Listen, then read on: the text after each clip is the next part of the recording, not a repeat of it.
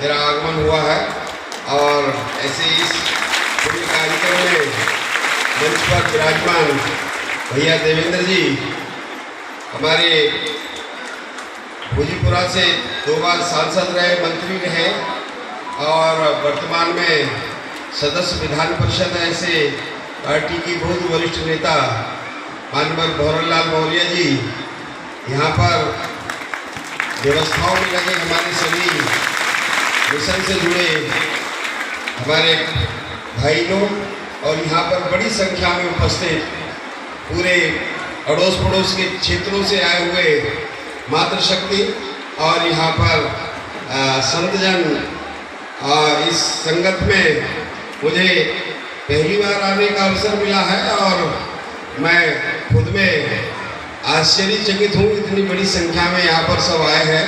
मैं आपका सबका नमन करता हूँ।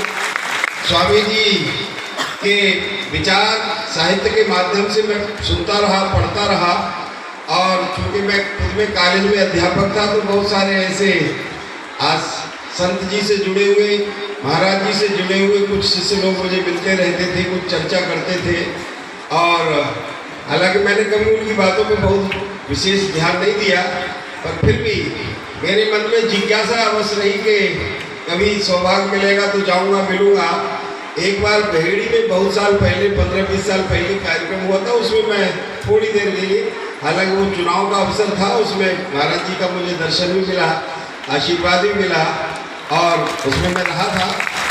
और आज फिर से देवेंद्र भैया के सानिध्य में बैठकर कुछ उनके विचार सुनने को मिले, हृदय गदगद हुआ और उन्होंने जो मातृशक्ति के लिए, अध्ययन के लिए और उनको और आगे कुछ बढ़ने के लिए कुछ संदेश दिया है, मैं भी उनके विचारों से अपने को जोड़ता हुआ आप सबसे यही आग्रह कि बेटी पढ़ेगी, बहुत आगे बढ़ेगी तो एक परिवार नहीं, दो परिवार नहीं, बहुत परिवार आगे बढ़ेंगे।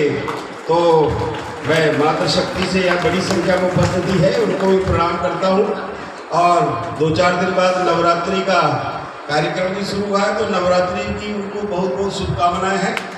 और यहाँ पर सभी भाई लोग इस मिशन से जुड़े हैं, तो मैं चूँकि शिक्षा विभाग से जुड़ा रहा इसलिए सबसे आग्रह बच्चों को अच्छी पढ़ाई लिखाई देश के लिए बहुत आगे ले जाना और सन 2047 में 100 वर्ष पूरे हो जाएंगे देश की आज़ादी को। हमारे देश के वर्तमान प्रधानमंत्री जिनका कल जन्मदिन था, उन्होंने विशेष रूप से कल अपने जन्मदिन पर आह्वान किया, माताओं बहनों के लिए आह्वान किया, मातृशक्ति को सशक्त बनाना और गरीबों के लिए सशक्त बनाना, युवाओं के लिए आह्वान, अनुसूचित समाज के लिए, पिछड़े समाज के लिए, उसके आगे बढ़ाने के लिए बहुत सारी योजनाओं से उन्होंने नवाजा है। मैं जन्मदिन की भी उनको शुभकामनाएं और वो दीर्घायु बने, देश का अनंत समय तक मार्गदर्शन करें और देश को 2047 तक दुनिया का सबसे नंबर 1 भारत बनाएंगे, ऐसा सबका उनका आह्वान। और हम सब उनके उस योगदान में हम सब लोग भी अपनी अपनी आहुति देंगे, ऐसा मेरा आप सबसे आह्वान है। महाराज जी को और उनके माध्यम से जो देश को आगे बढ़ाने का, समाज को आगे बढ़ाने का जो कार्यक्रम उनके माध्यम से चल रहा है, मैं महाराज जी के श्री चरणों में प्रणाम वंदन। इतने बड़े समाज को जोड़े रखना और समाज का मार्गदर्शन करते रहना, ये अपने आप में अद्वितीय है। उनका सारे देश में, विश्व में प्रवास होता रहता है और सारी दुनिया को मार्गदर्शन, भारत जगत गुरु बनना है, ऐसे संतों के माध्यम से सारी दुनिया को मार्गदर्शन मिलेगा। सारी दुनिया में सुख शांति वैभव आप संतों के माध्यम से ही होगा और भारत ही इसमें आगे भूमिका आगे बढ़ाने वाला है। देश फिर से एक बार परम वैभव पर बैठेगा, पहुंचेगा, भारत जगत गुरु बनेगा, इन संतों के मार्गदर्शन में ही बनेगा। मैं महाराज जी को नमन करता हुआ और अपनी वाणी को विराम देता हूँ इस आग्रह के साथ कि यहाँ पर स्वामी दिव्यानंद जी महाराज के नाम से एक इंटर कॉलेज, ये बहुत शिक्षा से पिछड़ा हुआ क्षेत्र है।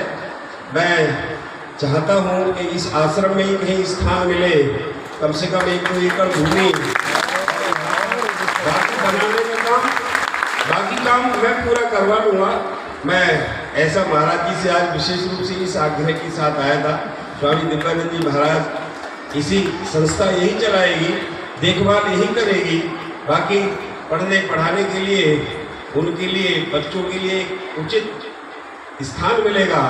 और विशेष रूप से आध्यात्म से जुड़ा हुआ, क्योंकि ये वातावरण है, धर्म से जुड़ा हुआ वातावरण है, इसलिए इसकी जो यहाँ से जो वेव्स निकलेंगी, धाराएं पहुँचेंगी, बच्चों तक पहुँचेंगी, अगली जनरेशन को पहुँचेगी, वो हमारे काम को और आगे सिद्ध बनाएगी।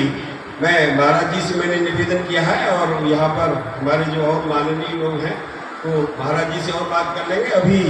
अभी मुझे तुरंत एक और कार्यक्रम में जाना था, मीरगंज में जाना है, तो मैं माफ़ी चाहता हुआ, वैसे तो भैया जी के साथ में और बैठता, मैं शांत रहता तो और आनंद मिलता। मैं जरा जानना चाहूँगा, एक बाढ़ से कुछ गांव प्रभावित हो गए हैं, वहाँ पर कुछ सड़क वड़क कटी है, नदी गांव कटे हैं, वहाँ पर हमारे सिंचाई मंत्री पहुँचने वाले हैं। मैं उनके साथ जाना चाहता था, तो आपसे सबसे विदा लेता हुआ, माफ़ी चाहता हुआ, महाराज जी का आशीर्वाद चरण वंदन करता हुआ, यहाँ से प्रणाम करते हुए मैं जाना चाहता हूँ। धन्यवाद। जय हिंद, जय भारत।